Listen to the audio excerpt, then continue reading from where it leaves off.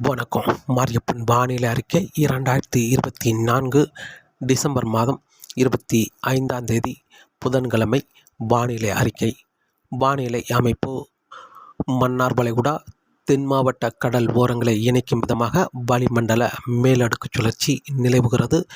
மேலும் அரியலூர், பெரம்பலூர், மேலும் டெல்டா மாவட்டங்களை இணைக்கும் விதமாக உயர் அழுத்தம் நிலவுகிறது. மேலும் இலங்கைக்கு கிழக்கு பகுதி வளிமண்டல சுழற்சி நிலவுகிறது. சுமத்ரா தீவு பகுதியில் காற்று சுழற்சி நிலை கொண்டுள்ளது. மேலும் தமிழகம் கடலோர மாவட்ட பகுதிகளில் வங்கக்கடலில் காற்றழுத்த தாழ்வு பகுதி நேற்று சென்னைக்கு தென்கிழக்கில் சுமார் 500 கிலோமீட்டர் தொலைவில் நிலை கொண்டுள்ளது. இன்று சென்னைக்கு நேர் கிழக்கில் சுமார் 254 கிலோமீட்டர் தொலைவில் மையம் கொண்டுள்ளது. புதுச்சேரிக்கு வடகிழக்கில் சுமார் 315 கிலோமீட்டர் தொலைவில் மையம் கொண்டுள்ளது. இந்த காற்றழுத்த தாழ்வு பகுதி வரக்கூடிய மணி நேரங்களில் நேர மேற்காக நகராமல் வட மேற்காக நகர வாய்ப்புள்ளது. அதாவது சென்னைக்கும் நெல்லூருக்கும் இடையே இன்று வட மேற்காக பயணித்து செயலிழந்து இன்று மாலைக்கு பிறகு காற்றழுத்த தாழ்வு பகுதி செயலிழந்து காற்று சுழற்சியாக செயலிழந்த பிறகு இன்று மாலை வரை வட மேற்காக பயணிக்கும். பெரும்பாலும் சென்னைக்கும் நெல்லூருக்கும் இடையே வட மேற்காக பயணித்து மிக நெருக்கமாக கடலோர மாவட்டங்களை மிக நெருக்கமாக நிலை கொண்டு மீண்டும் இன்று மாலைக்கு பிறகு தெற்கு நோக்கி பயணித்து இன்று இரவு நேரங்களில் இலங்கைக்கு கிழக்கு பகுதி நிலை கொண்டிருக்கும் வளிமண்டல சுழற்சி சென்னை அருகே நிலை கொண்டிருக்கும் காற்று சுழற்சியும் செயலிழந்த நிகழ்வாக ஒன்று இணைந்து வளிமண்டல சுழற்சியாக சென்னைக்கும் புதுச்சேரிக்கும் நாளை டிசம்பர் 26ஆம் தேதி மதியத்துக்கு பிறகு தரையேறி தென்மேற்காக பயணிக்கும் என்றும் எதிர்பார்க்கப்படுகிறது. டிசம்பர் 27ஆம் தேதி அரபிக்கடலை சென்றடையும்.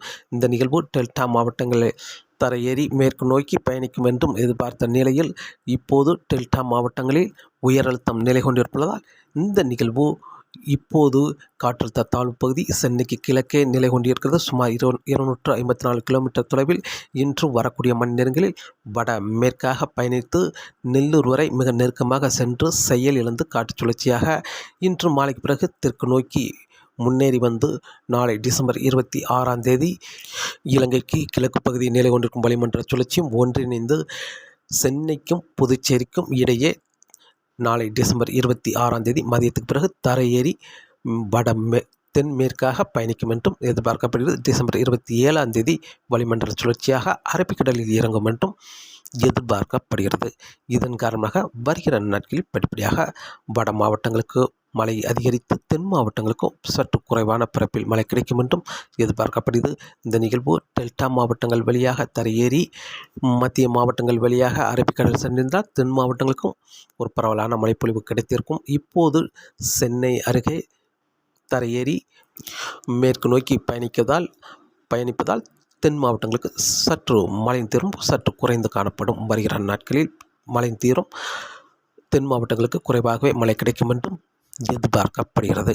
இன்று டிசம்பர் 25 புதன்கிழமை தமிழகத்தை பொறுத்தவரை இன்று மதியம் மாலை நேரங்களில் பெரும்பாலும் சென்னை, திருவள்ளூர், காஞ்சிபுரம், செங்கல்பட்டு, விழுப்புரம், மதுராந்தகம் இந்த இடங்களில் லேசான முதல் மிதமான மழை கிடைக்க வாய்ப்புள்ளது. பெரிய மழைக்கு வாய்ப்பில்லை. மேலும் இன்று மன்னார் வளைகுடா தென் மாவட்ட கடலோரங்களை இணைக்கும் விதமாக வளிமண்டல சுழற்சி நிலவுகிறது. இதன் காரணமாக இன்று மாலை நேரங்களில் பெரும்பாலும் ராமநாதபுரம், புதுக்கோட்டை, சிவகங்கை, வேதாரண்யம், முத்துப்பேட்டை இந்த இடங்களில் லேசான முதல் மிதமான மழை மதியம் மாலை நேரங்களில் கிடைக்கும் என்றும் எதிர்பார்க்கப்படுகிறது. இன்று பெரும்பாலும் தென் மாவட்ட கடல் ஓரங்கள் மேலும் சென்னை சுற்றியுள்ள இடங்களுக்கு மட்டுமே லேசான முதல் மிதமான மழை கிடைக்க வாய்ப்புள்ளது.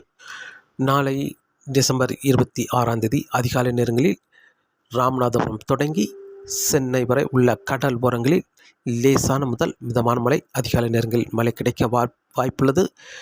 காலை வெயில் வந்த பிறகு படிப்படியாக உள் மாவட்டங்களுக்கும் மழை சற்று அதிகரித்து காணப்படும். மேலும் மதியம் மாலை நேரங்களில் உள் மாவட்டங்கள், மேற்கு தொடர்ச்சி மலை மாவட்டங்கள், தென் மாவட்டங்களுக்கு மாலைக்கு பிறகு லேசான மிதமான மழையாக ஆங்கங்கே ஒரு சில இடங்களில் மழை கிடைக்க வாய்ப்பது. மேலும் கோயம்புத்தூர் சுற்றியுள்ள மாவட்டங்களுக்கும் மாலைக்கு பிறகு லேசான முதல் மிதமான மழையாக ஆங்கங்கே ஒரு சில இடங்களில் மழை கிடைக்க வாய்ப்புள்ளது. நாளை கூடுதலான பரப்பு என்பது பெரும்பாலும் சென்னை, திருவள்ளூர், செங்கல்பட்டு, விழுப்புரம், மதுராந்தகம், புதுச்சேரி, கடலூர், திருவண்ணாமலை, வேலூர், காஞ்சிபுரம், ராணிப்பேட்டை, கள்ளக்குறிச்சி, திருப்பத்தூர், மேலும் சேலம், தருமபுரி, கிருஷ்ணகிரி இந்த இடங்களுக்கெல்லாம் கூடுதலான பரப்பில் லேசான மிதமான மழையாக கிடைக்க வாய்ப்புள்ளது. ஓரிரு இடங்களில் மிதமான முதல் சற்று கனமழையாகவும் கிடைக்க வாய்ப்புள்ளது. டெல்டா மாவட்டங்களை பொறுத்தவரை நாகப்பட்டினம், தஞ்சாவூர், திருவாரூர், மேலும் கும்பகோணம், நெய்வேலி, சீர்காழி, மயிலாடுதுறை இந்த இடங்களுக்கெல்லாம் அதிகாலை நேரங்களில் மழை கிடைத்தாலும் காலை 9 மணிக்கு பிறகு உள்பகுதியில் மழை கிடைக்க வாய்ப்புள்ளது. மேலும் திருச்சி, அரியலூர், பெரம்பலூர் இந்த இடங்களுக்கும் மதிய நேரங்களில் கூடுதலான பரப்பில் மழை கிடைக்க வாய்ப்புள்ளது. லேசான மிதமான மழையாகவும் ஓரிரு இடங்களில் மிதமான முதல் சற்று கனமழையாகவும் ஓரிரு இடங்களில் கனமழையாகவும் கிடைக்க வாய்ப்புள்ளது. மேலும் தென் மாவட்டங்களை பொறுத்தவரை மதுரை, ராமநாதபுரம், புதுக்கோட்டை, சிவகங்கை இந்த இடங்களுக்கும் மதியம் மாலை நேரங்களில் மழை கிடைக்க வாய்ப்புள்ளது. மேலும் மாலைக்கு பிறகு கன்னியாகுமரி, திருநெல்வேலி, தென்காசி, தூத்துக்குடி, விருதுநகர், தேனி இந்த இடங்களுக்கும் மாலைக்கு பிறகு அங்கே ஒரு சில இடங்களில் மழை கிடைக்க வாய்ப்புள்ளது. மேலும் கோயம்புத்தூர் மாவட்டத்தை பொறுத்தவரை கோயம்புத்தூர், நீலகிரி, திண்டுக்கல், கரூர், நாமக்கல், திருப்பூர், ஈரோடு இந்த இடங்களுக்கெல்லாம் மாலைக்கு பிறகு அங்கங்கே ஒரு சில இடங்களில் லேசான மிதமான மழையாக கிடைக்க வாய்ப்புது டிசம்பர் 26 ஆனால் கூடுதலான பரப்பில் மழை கிடைக்கும் இடம் பெரும்பாலும் சென்னை சுற்றியுள்ள மாவட்டங்கள், கர்நாடக எல்லோர மாவட்டங்கள், மத்திய மாவட்டங்கள், டெல்டா மாவட்டங்களுக்கு டிசம்பர் 26 கூடுதலான பரப்பில் மழை கிடைக்க வாய்ப்புள்ளது. தென் மாவட்டங்களுக்கும் கோயம்புத்தூர் சுற்றியுள்ள மாவட்டங்களுக்கும் சற்று பரப்பில் குறைந்த இடங்களே மாலைக்கு பிறகு லேசான முதல் மிதமான மழையாக கிடைக்க வாய்ப்புள்ளது. டிசம்பர் 26 டிசம்பர் 27 பொறுத்தவரை ராமநாதபுரம் தொடங்கி சென்னை வரை உள்ள கடல் ஓரங்களில் அதிகாலை நேரங்களில் அங்கங்கே லேசான மிதமான மழையாக கூடுதலான பரப்பில் மழை கிடைக்க வாய்ப்புள்ளது. வெயில் வந்த பிறகு கடலோர மாவட்டங்கள் முழுவதுமே மழை கிடைக்க வாய்ப்புள்ளது. மேலும் அதனை ஒட்டியுள்ள உள் மாவட்டங்களுக்கும் வெயில் வந்த பிறகு 10 மணிக்கு பிறகு மழை கிடைக்க வாய்ப்புள்ளது.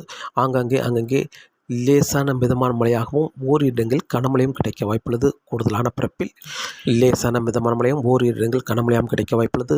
டெல்டா மாவட்டங்கள், மத்திய மாவட்டங்கள், மேலும் கர்நாடக எல்லோர மாவட்டங்களுக்கும் வெயில் வந்த பிறகு மழை கிடைக்க வாய்ப்புள்ளது. மதியத்துக்கு பிறகு கோயம்புத்தூர் சுற்றியுள்ள மாவட்டங்கள், தென் மாவட்டங்களுக்கும் மதியத்துக்கு பிறகு சற்று கூடுதலான பரப்பில் மழை கிடைக்க வாய்ப்புள்ளது. டிசம்பர் 27 தென் மாவட்டங்களுக்கும் ஓரிரு இடங்களில் கனமழை கிடைக்கும் என்றும் எதிர்பார்க்கப்படுகிறது. ஆனால் டெல்டா மாவட்டங்கள், மத்திய மாவட்டங்கள், கர்நாடக எல்லோர மாவட்டங்கள், சென்னை சுற்றியுள்ள மாவட்டங்களுக்கு கூடுதலான பரப்பில் மழை கிடைக்க வாய்ப்புள்ளது. டிசம்பர் 27 கோயம்புத்தூர் சுற்றியுள்ள மாவட்டங்களுக்கும் ஓரிரு இடங்களில் கனமழை கிடைக்கும் என்றும் எதிர்பார்க்கப்படுகிறது. டிசம்பர் 27 கூடுதலான பரப்பில் லேசான மிதமான மழை, கூடுதலான பரப்பில் மழை கிடைக்க வாய்ப்புள்ளது. இந்த நிகழ்வு சென்னைக்கும் புதுச்சேரிக்கும் இடையே மேற்கு நோக்கி பயணிப்பதால் வட மாவட்டங்களுக்கு கூடுதலான பரப்பில் மழை கிடைக்க வாய்ப்புள்ளது. டிசம்பர் 26, 27 தேதிகளில் தென் மாவட்டங்களுக்கு சற்று குறைவான பரப்பில் குறைவான மழையே கிடைக்கும் என்றும் எதிர்பார்க்கப்படுகிறது. டிசம்பர் 28 பொறுத்தவரை கடலோர மாவட்டங்கள், மேலும் மத்திய மாவட்டங்கள், தென் மாவட்டங்களுக்கு ஓரிரு இடங்களில் மட்டுமே லேசான மிதமான மழை கிடைக்க வாய்ப்புள்ளது.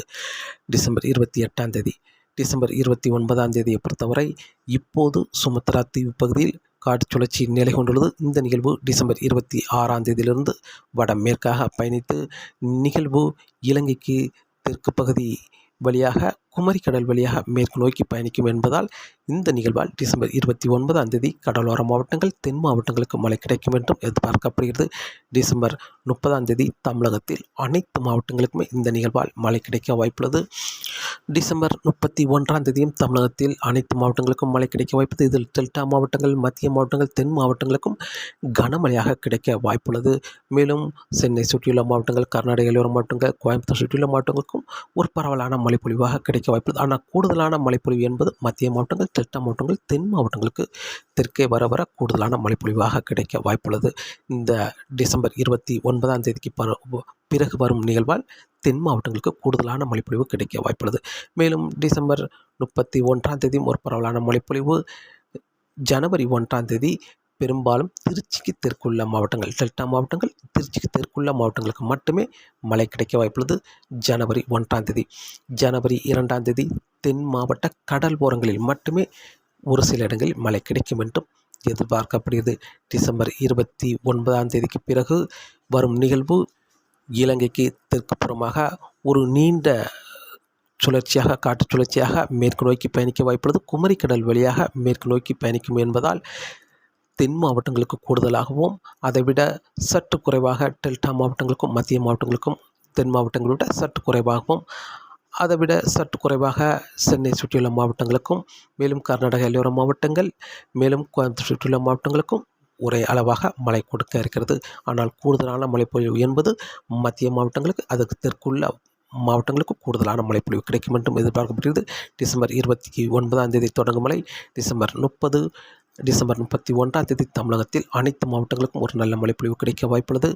டிசம்பர் 31 2 நாட்களும் பெரும்பாலான இடங்களில் கனமழையாக கிடைக்க வாய்ப்புள்ளது.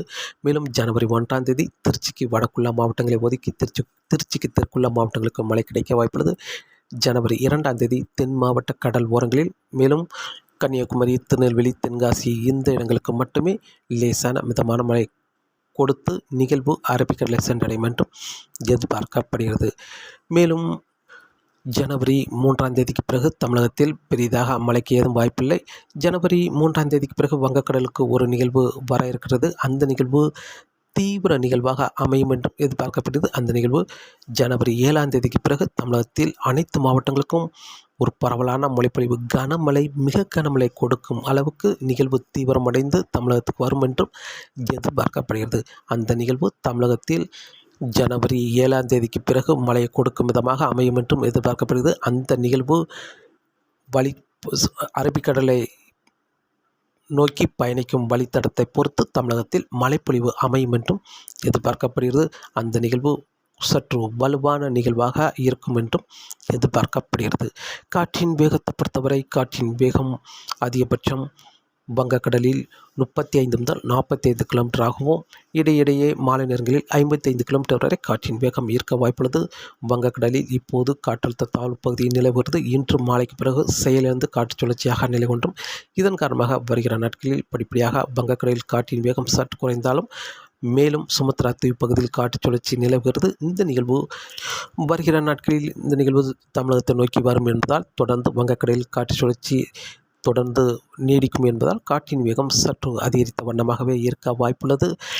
வங்கக்கடலை பொறுத்தவரை வருகிற நாட்களில் மீனவர்களுக்கு மீன்பிடிக்க சற்று சவாலாகவே இருக்கும் என்றும் எதிர்பார்க்கப்படுகிறது. மேலும் மன்னார் வளைகுடா குமரிக்கடலை பொறுத்தவரை பெரிய அளவில் காற்றின் வேகம் இருக்க வாய்ப்பில்லை. குறைந்த அளவே காற்றின் வேகம் இருக்க வாய்ப்புள்ளது.